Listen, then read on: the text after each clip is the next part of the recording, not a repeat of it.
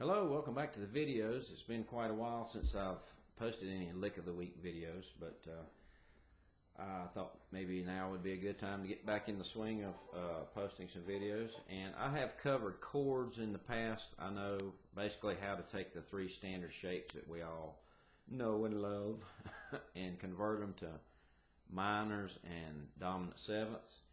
But I thought in the next few videos I would take chords a little bit further as far as exploring how to take the standard shapes and play more elaborate chords. By elaborate, I mean larger voice chords. There's basically only two things you can do to a chord.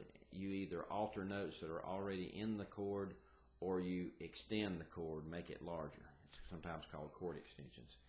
So what I'd like to do in this video is talk about a ninth chord. Now the numbers that you see in front of chords give you a lot of information about what notes are contained in a chord. So if you see like a G7 chord, that's pretty much understood to mean a dominant 7, which we've already explored in a previous video, which basically means this is a 4-note chord. So a ninth chord is 2 notes in the G scale, if you're talking about a G9 chord, further ahead of the 7th. Now how could that be possible? Because you might think, okay, a G scale is G, A, B, C, D, E, F sharp, and then if you play another G, that's 8 notes, that's an octave. Okay, the 7th note of the G scale, we know dominant is a flatted 7th. So that would be not F sharp, G, A, B, sorry, G, A, B, C, D, E, F sharp. We're going to change that to an F. I'm going to diminish it. So that will give us a G7 chord, which is G, B, and D. And remember, a major chord is the 1st, 3rd, and 5th notes of the scale you're talking about. So G major is G, B, and D, the 1, the 3rd, 5 of the G scale. Now, to make a dominant 7th, we would add that flatted 7th, which we know is F instead of F sharp, and that gives us a 4-note chord, G, B, D, F. And anywhere you find those combination notes on the fingerboard will equal G7. Now, so the 7 tells you what number of scale interval that you're adding to the otherwise normal chord. And remember, a chord, just a basic 3-note chord, those notes are referred to as the major triad. Now, if we want to make a 9th chord, what you'll do is go 2 notes above the 7. So if you think about this, it's just numbers. You've only got 8 scale notes. Once you get to the end of the scale, you have the same note again, and then everything repeats. So any number above 7 that you see written in a chord designation, like in a book, a song book, a chord book, like G9, that basically means that you go to the 8th note, and then the next note after 8 would be 9, obviously, right? So we would number the G scale, G, A, B, C, D, E, F sharp, and G, G being 8, 1 through 8. And then when we start over again, the next note after G would be A again, so A would be the 9th note.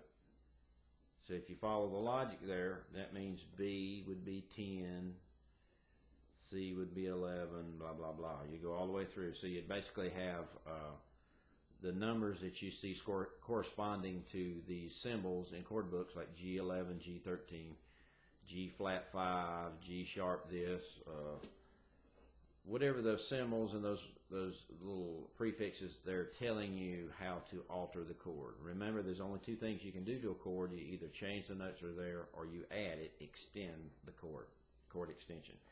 So I'd like to talk about the 9th chord. Now, 9th chord is not used as much in bluegrass as, say, the dominant 7th chord is, but it does have a bluesy kind of sound. I mean, it's a lot more complicated than just blues, obviously, but if you wanted to play things on the banjo beyond just bluegrass, then you're going to need some of these chord extensions. You're going to need 11s, 13s, you're going to need flat 5s, you're going to need all these for like pop and jazz and even more advanced blues and things.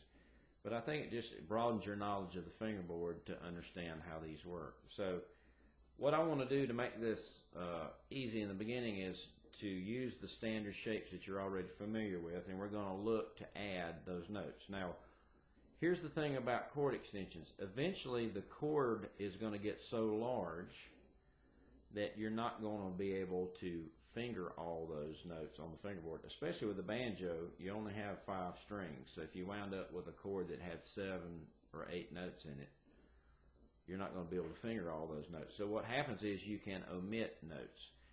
For a G9, and I'm going to give you a close-up of the fingerboard. Let's talk about G for the example, since we're banjo players. It's easy to think of G. So we know in the G scale that the 7th note is that flatted 7th is F, not F sharp, because we've changed it, we've diminished it. And we know that if we start over in the scale again, that the A note becomes 9. So we have 1, 2, 3, 4, 5, 6, flatted 7, 8 is G, 9 would be A, because you just start the G scale over again.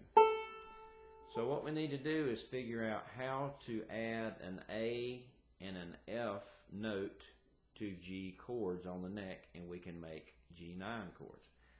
So the first quandary that you'll run into is you're like, okay, G, B, D, F, and A.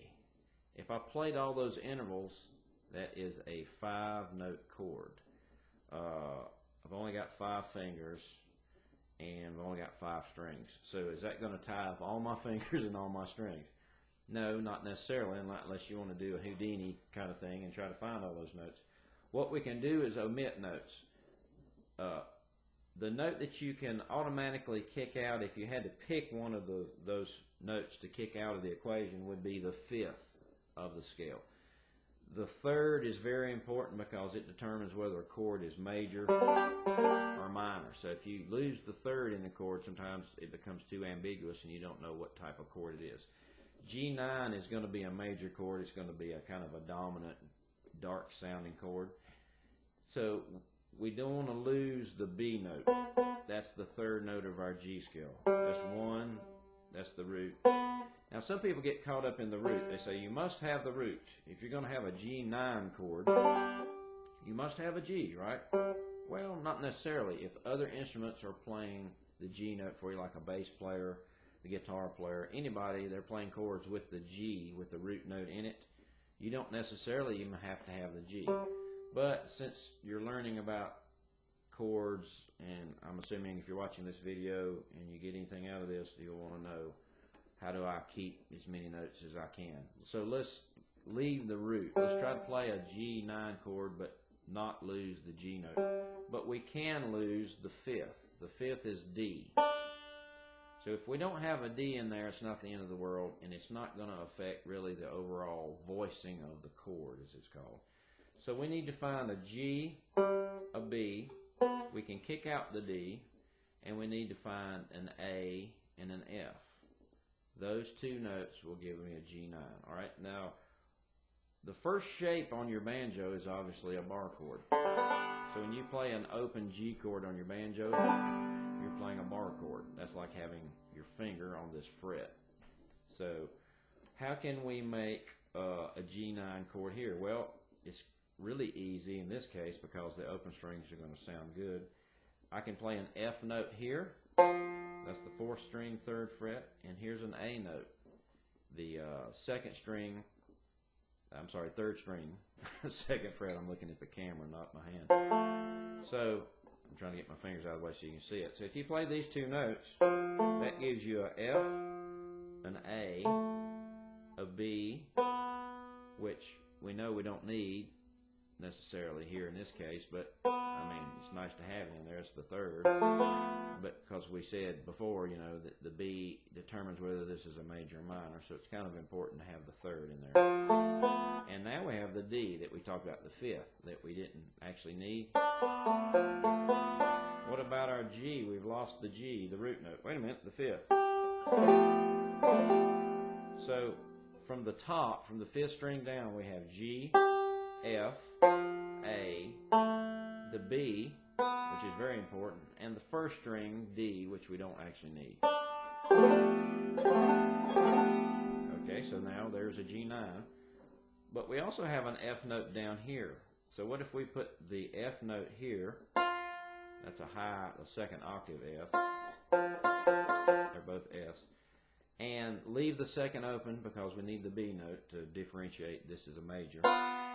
And now we can play that A again. So now I have A, B, F, G on top. And if I want to leave the fourth open, I can add the fifth. If I want to cancel that out, I can double the F. I can have another F here. And what you're going to notice is this sounds a lot like D minor 7, which I don't want to get too heavy into theory here. There are some parallels between chords. Sometimes chords can be named by more than one name because of the notes they contain.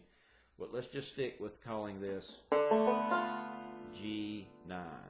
So we have an F, an A, a B, a G, and we have a D. So that's a 1, 2, 3, 4, 5. That's a 5-note chord.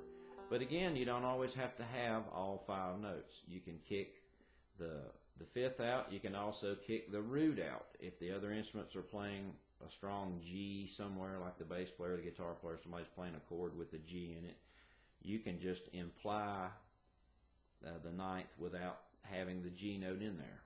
So you don't always have to have the G. I don't even have to play the fifth string here. There, that's a G9 without a G, which should break the rule, right? But again, it's about what other instruments are voicing on their side of the rhythm section versus what you're trying to play. Now, what if we move that to different spots on the neck? Because this is G9, and we know all the open strings are going to work. I can also move up the neck, and I can find an A here and an F here. These are actually 2 notes out of an F chord. But again, this is G9, so I'm going to play the A here, the F on the second string at 6. Here's my G, and if I leave the fourth open, there's a D. But now I don't have the third. So you're thinking, well, wait a minute, there's no B in there. So now again, B determines whether that's going to be major or minor. But again, I don't want to keep saying this repetitively, but if the other instruments are providing a regular G chord in the background, they have a B note in there, then you don't need it. So you could, you could actually call that a form of a G9 chord. And again, it's all about voicing. What notes do you choose to play?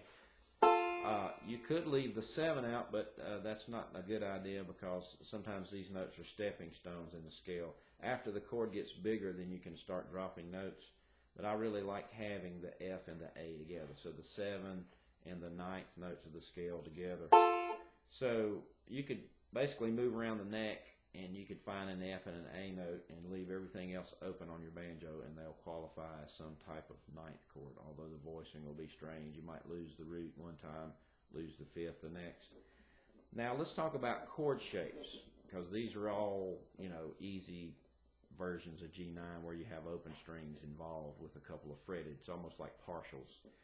What if we talk about the standard shapes? I'm going to take the F-shaped G here,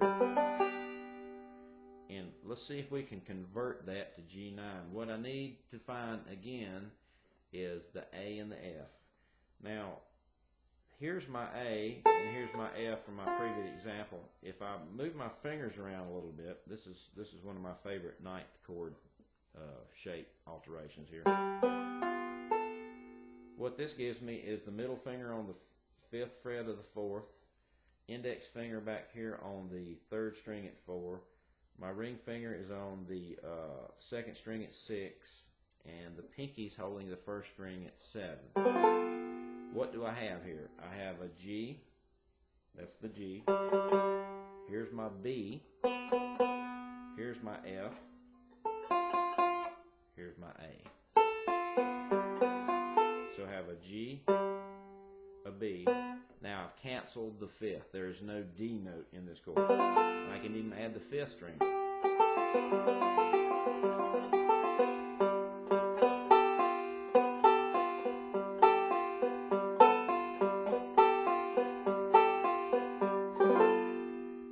So there is an alteration of the F shape. You might say, well, wait a minute, earlier you did this, so is there some way I could tie that in with this? Well, you could come up with some pretty elaborate ways to try to finger all that. But I like to use the shapes, the standard shapes, as kind of like a reference point. So you can take this shape and you can think about keeping these two notes, your G and your B. There's your 1 and your third, which you need. You need a major third in there to make it sound like a major chord. And just alter your fingering, and you actually, it's almost like you've taken this F-shaped chord and you've flipped it upside down and altered it slightly. Now this will allow you to play every, compressor just came on, sorry for the noise.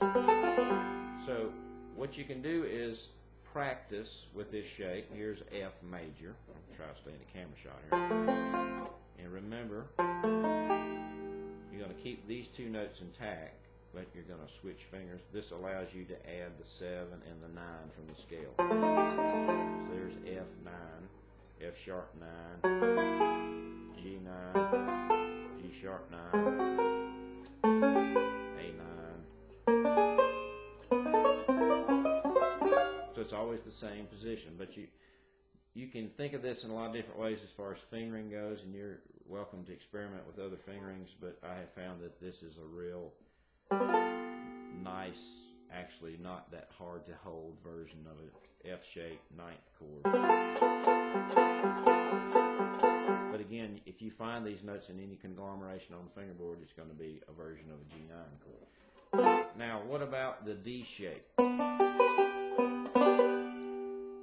What we have to do is figure out how to add an A and an F note to this and keep some of the other notes intact if we want to base it on the shape.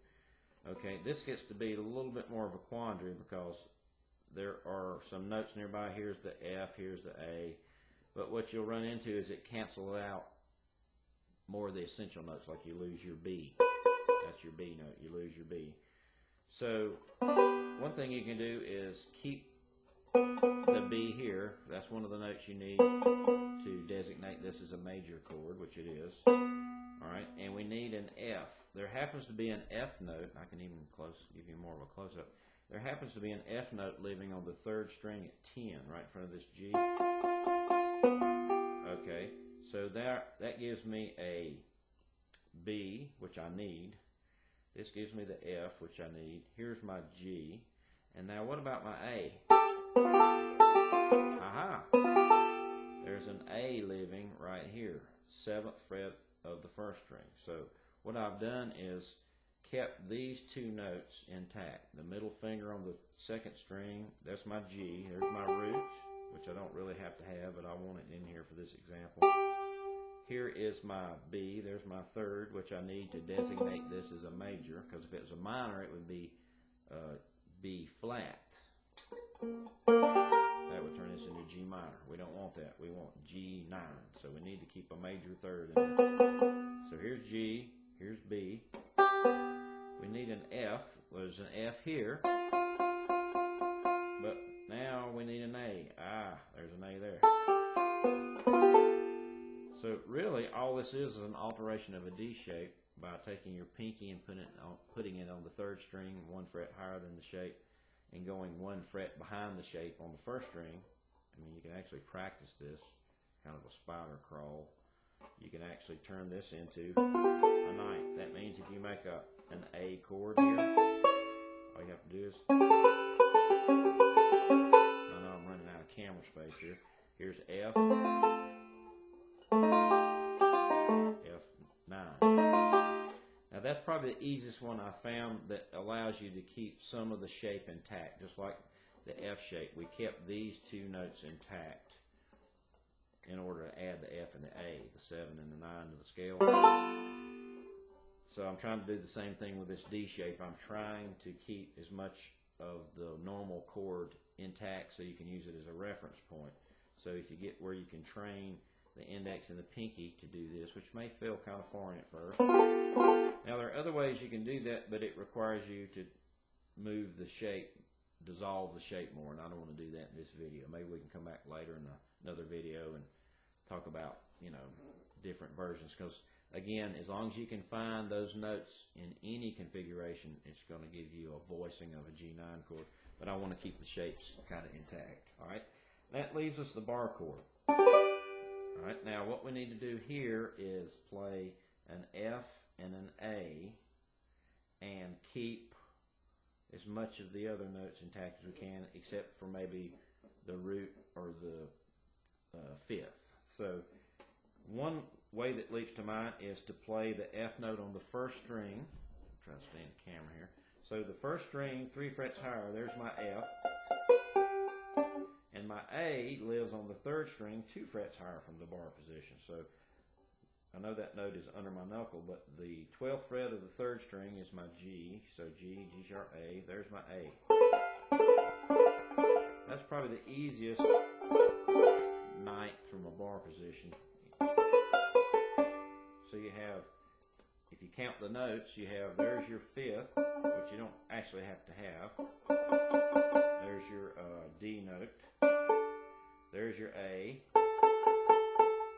This is your B, which you need. There's your second string in the bar shape is your B, your third. And here's your G. And if you want the F. And if you need the G, you have it on the top, the fifth. But again, you don't even need the root as long as another instrument is playing a G9 chord with a G in the chord, then you don't actually need that. Another way you could finger that would be to substitute the first string for your F note and use the fourth string, which is a little harder to do. And it changes the voice. You can tell the difference in the sound. A little bassier sounding. So I'm putting the F note on the fourth string at 15. The third string is my A. This is now my third B, and this is my fifth D. Again, if I want the G, I can add it at the top, the open fifth. But we don't always have to have the root. And again, that's movable. So you now have 3 standard shapes that you can alter to make ninths. So for a review, we got the F shape. I'm trying to stay in the camera. It's been a while since I've done a video. I'm getting rusty at this. So now there's F major. I'm sorry, G major using the F shape. And now here's G9. So G major with the F shape. This is alteration of the F shape to give you G9. And if you go up here to the D shape version of G major, all we have to do is put the index on the first string, pinky on the third, and there's an alteration that gives you G9 using a form of a D shape. And if you're playing the bar chord, I'm trusting the camera, you can play it this way. There's my 7 and there's my 9, or you can play it this way, 7, 9. And at first these look like just what I call knuckle buster chords that you'll probably think I'll never be able to finger that like that. Feels like my wrist is going to separate from my arm, blah blah blah. But it gets easier as you do it. And again, 9th chords are not nearly as common as 7th chords in bluegrass, but you can use them in folk music and stuff. But if you're going to play other kinds of music on the banjo, you're going to need some 9th chords. So I hope you've enjoyed this tutorial video. I know it's been a long one, but it's been so long since I've posted any Lick of the Week videos, I thought I would make this not only about chord extensions, but video extensions. So hopefully you can bear with this nearly 25-minute video. But good luck with these chord shapes. They're a lot of fun, and we'll see you in the next installment. Thanks.